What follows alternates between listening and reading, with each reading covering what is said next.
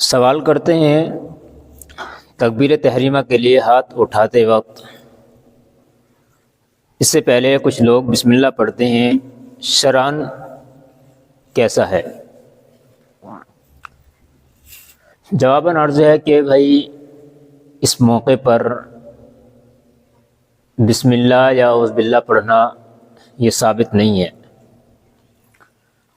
بلکہ اعوذ باللہ اور بسم اللہ کا محل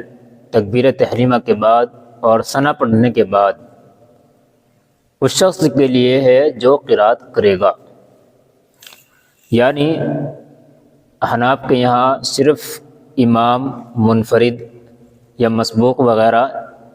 یہ قرات کرتے ہیں، مقتدی قرات نہیں کرتا، تو اس لیے اگر امام ہے تو وہ اعوذ باللہ بسم اللہ ثنا پڑھنے کے بعد پڑھے گا، اور اگر مسبوق ہے، اس کی رکعت چھوٹ گئی ہے، وہ بھی پڑھے گا، اور اگر منفرد ہے، کوئی تنہا نماز پڑھ رہا ہے تو وہ بھی اعوذ باللہ بسم اللہ پڑھے گا۔ ان حضرات کو اعوذ باللہ بسم اللہ نہیں پڑھنا چاہیے جو ابھی نماز میں شامل ہی نہیں ہوئے ہیں، یا وہ تکبیر تحریمہ کے لیے ہاتھ اٹھاتے وقت اعوذ باللہ بسم اللہ پڑھ کے شروع کرتے ہیں۔ یہاں چونکہ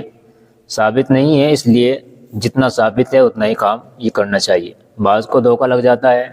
کہ بھائی اچھا کام ہے، لیکن بھائی جہاں ثابت ہے وہاں پڑھنا چاہیے، اس سے پہلے بہتر اور درست نہیں ہے۔ ایسا کرنا بدعت کے قبیل سے ہو جائے گا کہ لوگ اس کو ثواب سمجھ کر کے